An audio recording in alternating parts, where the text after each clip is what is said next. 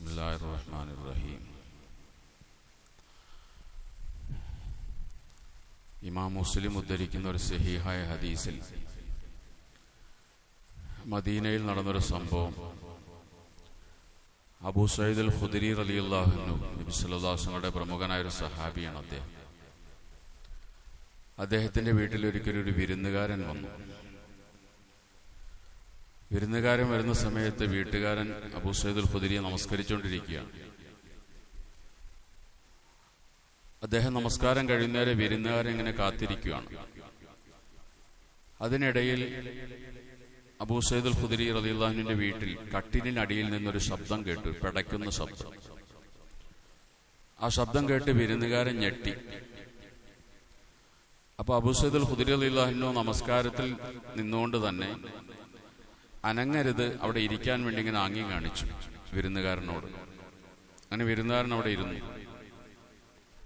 നമസ്കാരം കഴിഞ്ഞപ്പോൾ വീട്ടുകാരൻ ആ വിരുന്നുകാരനെയും കൂട്ടി പുറത്തിറങ്ങി, വീടിന് വെളിയിലിറങ്ങി തൊട്ടു മുന്നിലുള്ള ഒരു വീട് കാണിച്ചു കൊടുത്തു. എന്നിട്ട് പറഞ്ഞു, ഈ വീട്ടിൽ താമസിച്ചിരുന്നത് ഒരു സഹാബിയാണ്.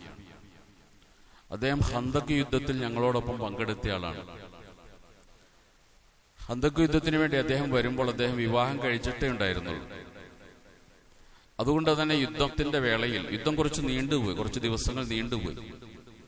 അതിനിടയ്ക്ക് അദ്ദേഹത്തിന് ഭാര്യയെ കാണണമെന്ന് ആഗ്രഹം തോന്നി. വിവാഹം കഴിച്ചിട്ട് നാളുകളാകുന്നതിന് മുമ്പാണ് യുദ്ധത്തിന് വന്നത്. അങ്ങനെ നബി സല്ലല്ലാഹു അലൈഹി വസല്ലം അദ്ദേഹം അനുവാദം ചോദിച്ചു. ഞാൻ അന്ന് വീട്ടിൽ പോയി ഭാര്യയെ കണ്ടിട്ട് വരട്ടെ എന്ന് അനുവാദം ചോദിച്ചപ്പോൾ നബി സല്ലല്ലാഹു അലൈഹി വസല്ലം അദ്ദേഹത്തോട് പറഞ്ഞു, ഇന്ന് പോയിക്കോ, പക്ഷെ വാളെടുത്ത് പോയിക്കോളാൻ വേണ്ടി പറഞ്ഞു. അങ്ങനെ യുദ്ധസമയമാണ്, പോകുന്ന വഴിക്ക് ആരെങ്കിലും ആക്രമിക്കാം, അപ്പൊ പ്രതിരോധിക്കാൻ വേണ്ടി വാളുമായി പോയിക്കൊള്ളാൻ വേണ്ടി അദ്ദേഹത്തോട് പറഞ്ഞു. അങ്ങനെ അദ്ദേഹം അതനുസരിച്ച് നബിയുടെ അനുവാദം വാങ്ങി വാളും എടുത്ത് വീട്ടിലേക്ക് വരികയാണ്. വീട്ടിൽ വരുന്ന സമയത്ത് വീടിന്റെ ഉമ്മറത്ത് ഭാര്യ നിൽക്കുന്നുണ്ട്. ഭാര്യ ധരിച്ചിരിക്കുന്നത് അകത്ത് ധരിക്കുന്ന വസ്ത്രം ധരിച്ചാണ് വീടിന്റെ ഉമ്മറത്ത് ഇങ്ങനെ നിൽക്കുന്നത്. ഇത് കണ്ടപ്പോൾ അദ്ദേഹത്തിന്റെ മനസ്സിൽ വല്ലാത്ത രോക്ഷം ഉണ്ടായി. ഭാര്യ എങ്ങനെ നിൽക്കുന്ന കണ്ടപ്പോൾ ദേഷ്യത്തോടുകൂടി ആ വാളുമായി ഭാര്യയുടെ നേരെ അയാൾ ഓങ്ങി. ഭാര്യയുടെ അടുക്കലേക്ക് ചെല്ലുമ്പോൾ ഭാര്യ പറഞ്ഞു, വീടിനകത്ത് കയറി നോക്ക്. അങ്ങനെ അവള് മാറി നിന്നു. ഇയാള് വീടിനകത്തേക്ക് കയറി ചെല്ലുമ്പോൾ ഇവരുടെ വിരിപ്പിൽ ഒരു പാമ്പ് കിടക്കുകയാണ്, ഒരു സർപ്പം. ഇയാൾ ആ ദേഷ്യത്തിൽ, ഈ പാമ്പ് കാരണമാണല്ലോ ഭാര്യ എങ്ങനെ വെളിയിലിറങ്ങി ഈ ഒരു വേഷത്തിൽ നിൽക്കുന്നത്. വളരെ ദേഷ്യത്തോടുകൂടി വാളുമായി പാമ്പിനെ നേരെ ഇയാൾ കുത്താൻ വേണ്ടി ശ്രമിച്ചപ്പോൾ പാമ്പ് വാളിൽ ചുറ്റി.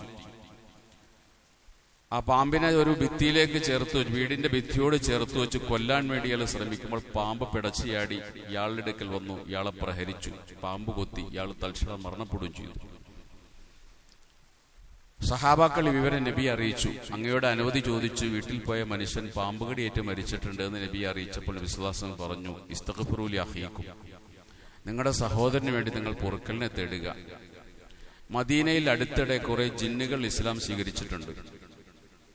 അതുകൊണ്ട് വീട്ടിൽ ചെല്ലുമ്പോൾ വീടുകളിൽ പാമ്പുകൾ ഉണ്ടെങ്കിൽ നിങ്ങൾ അതിനെ പെട്ടെന്ന് കൊല്ലരുത്.